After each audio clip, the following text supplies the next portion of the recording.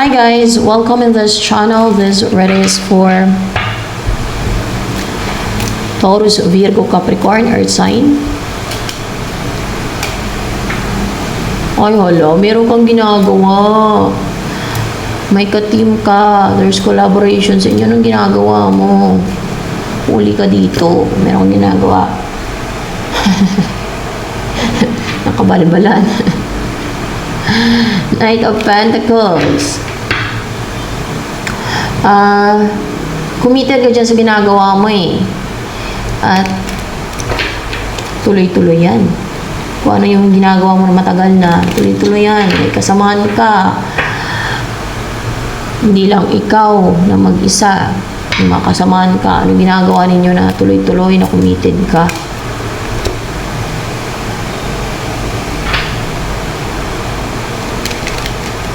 Celebration or else ay para magkaroon ng stability sa inyo ng person mo, makasal kayo ng person mo,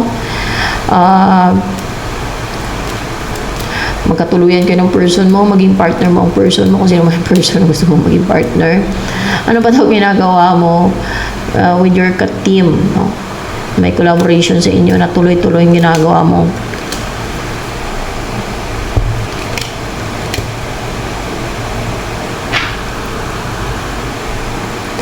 Para mapangasawa mo yung person mo talaga.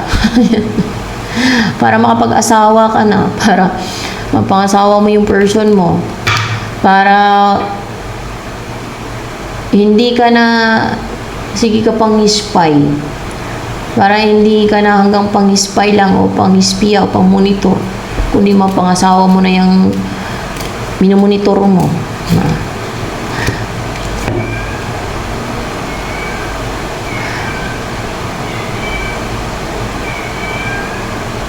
At may gusto kang mapadelay at mapatingga. May ginagawa ka para mapadelay at mapatingga. At may ginagawa ka din maging defensive.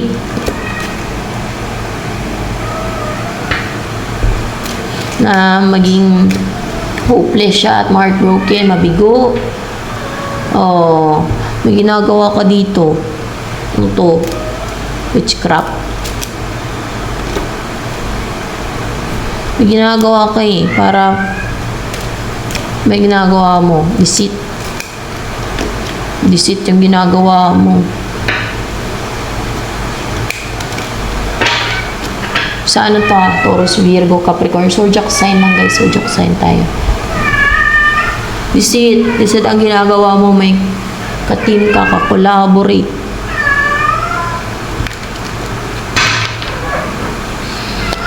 Na para hindi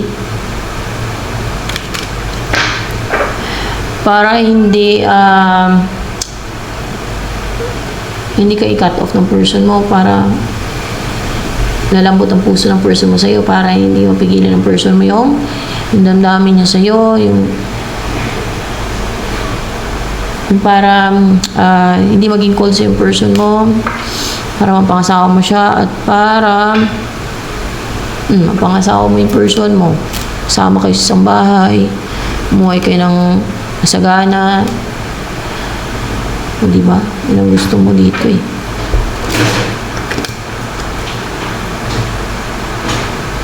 May gusto ka din maging cold towards your person. Kasi yung gusto mo, ikaw ang pupunta sa person mo.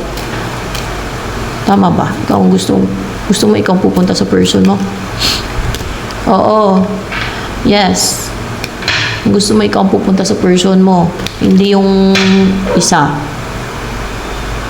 May bala kang puntahan yung person mo. Hindi yung ginagawa mong defensive ha. Mayroon kang pinapadelay. Ano yung pinapadelay mo? Destiny. Mayroon kang pinapadelay na destiny. Ginagawa mo mag-juggling yung nakadestin sa person mo. Huli ka. May ginagawa kang deceit. Gusto mo kasing agawin, angkinin yung person mo sa taong nakadistin sa kanya.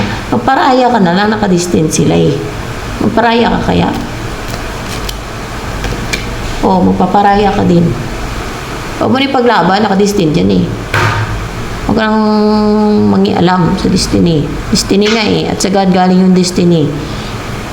Buti kung sa Diablo yan galing. Sa God yan eh. Sa God ba yan na destiny? Galing. Sa God na. Yan yung clarified by Hierophanto. Meron yan silang gagawin kasi. No? May magtuturo sa kanila. Baga ganyan. Pwedeng anghel o si Jesus Christ magtuturo sa kanila pag magsama na sila. Baka pati ikaw mag-benefit din pagka nagsama yung dalawang yan, nakadistin. Kasi madami yung matutulungan pag nagsama silang dalawa. Kaya nga pagsamahin sila ng God eh. At yan, tinakda na yan. Kung baga dinistin na ng God yan, God, ano distin dyan? Just respect kung ano yung dinistin ng God. Respetuhin mong desisyon ng God, ang plano ng God. Ace of Wands. Meron kang umpisa na gagawin, ano yun? Magbago? Oh, mag-umpisa ka na, magbago ka. Magbago ka.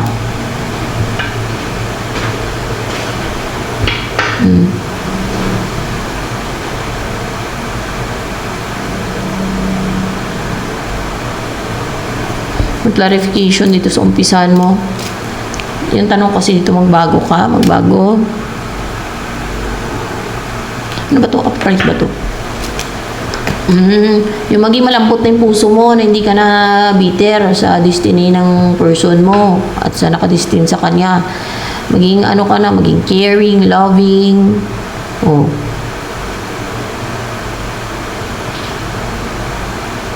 Yan o, yung witchcraft. Yung witchcraft man yung ginagawa mo. O deceit, tricks. Ganyan, deceit daw kanina eh. Deceit.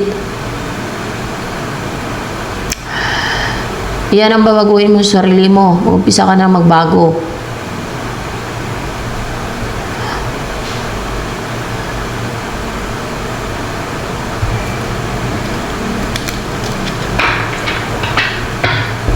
And pag nagbago ka eh, agad eh, baka tulungan pa kita na masave kaluluwa mo. Bago ka. Baka lang. Depende sa kasalanan mo. hindi makain talaga eh, di ba? Loko. Kasi kung yung God, tatapon niya yan eh, di ba? Sa Martin yung God, yung nagpa-practice ng witchcraft at sorcery. Ang sabi na itatapon niya sa ano, di ba? Lake of fire na may sulfur. Kala kasi ng mga tao, joke.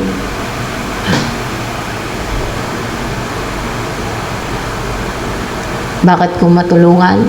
Hindi naman kasi tao origin ko.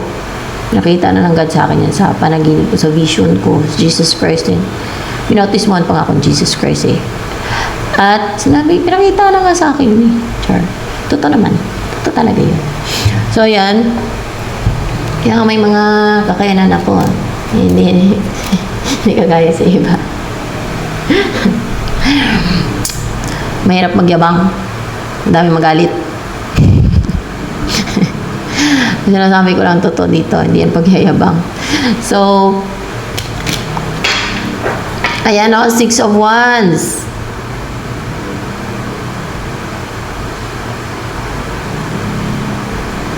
At magtatagumpay ka. Magbago. Umpisa ka na magbago. Migil ka na sa mga deceit. Maging deceitful mo at hindi pagawa mo ng tricks. See. Ay, nakakainis kayo yung ginagawa ninyo. Hindi lang nakakainis, napaka-injustice niyan. Sino hindi magagalit niyan? Sino hindi mainis niyan? Di ba? Mga ganyan yung ginagawa ninyo, tricks, deceit. Gusto niyo ang kininyo sa iba, nakawin sa iba. Hindi naman sa inyo. Di ba? Sa mga gumagawa ng mga ganyan, no? Witchcraft, deceit, mga ganyan. Di ba? Scheme.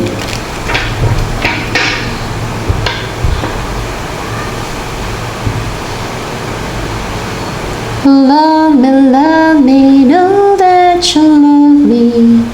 Hold me, know that you hold me. Hindi mo na yung mapa-defensive, hindi mo na magawang maging defensive yung person mo.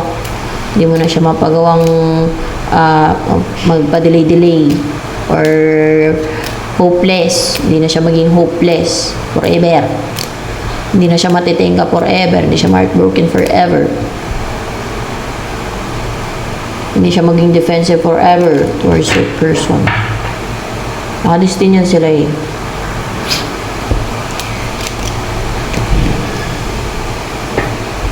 Nine of Cups.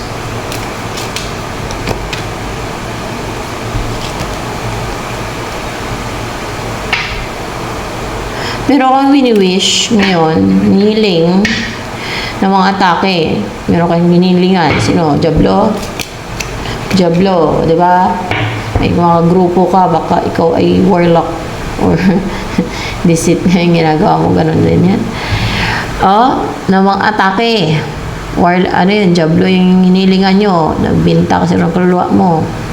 Pero hindi magtatagumpay yan. Bakit?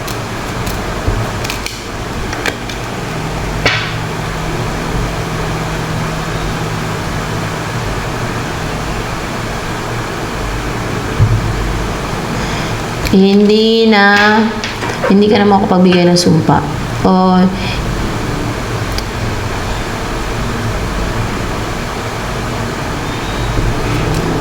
Hindi kasi para sa yung yung person na yan. Maaaring pinahinto na ng God yan. Yung Diablo. Kasi nautusan naman ng God yan eh. Kaminto ka na. Ganun siguro sabi ng God. Huwag mo nang gambalain yung dalawang yan kasi panahon na para ma-unite sila. O baka ma-hurt ka kasi panahon na ma-unite sila. Di ba? Ganun bang sinabi ng God sa Diablo. Baka ma-hurt ka kasi panahon na para ma-unite yung person at yung destiny niya. Mas may karapatan ang destiny niya sa kanya. Kasi destiny niya yan eh. Ikaw, hindi ka ang destiny. Gumagawa ka lang ng witchcraft para makuha yung person na hindi naman para sa'yo. God na na-destine sa person mo niyan eh. Tapos gusto mo madlang-hadlang. Kaya mo ba ibigay sa kanya yung may ibigay ng destiny niya sa kanya? Kaya mo bang gawin yung magagawa nila ng destiny niya? Together sila? Meron ka bang kakayanan na kagaya ng sa destiny niya na pag nagsama sila, magagawa nila together? Kaya wala. Wala. Siya at ang destiny niya ang makagawa ng kung ano yung dinestin sa kanila ng God. Walang iba. Dahil sila may taglay na kakayanan o kung ano man yung binigay sa kanila ng God para ma-accomplish yung destiny nila. Kung ano yung dinestin sa kanila ng God. Kung ano yung mga mission nila. Magparaya ka na lang, hindi naman sa'yo yan eh.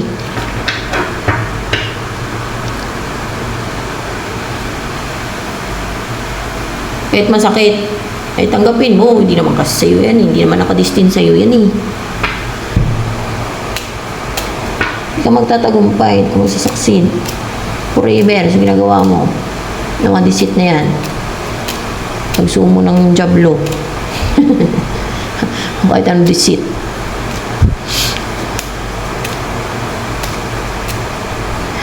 For clarification, the Ace of Pentacles in reverse here.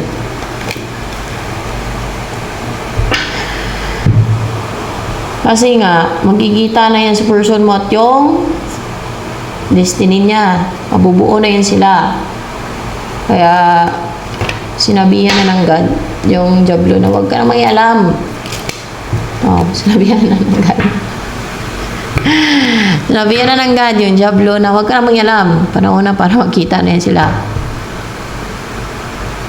Diba? So yan. Ito na lamang for Taurus, Virgo, Capricorn.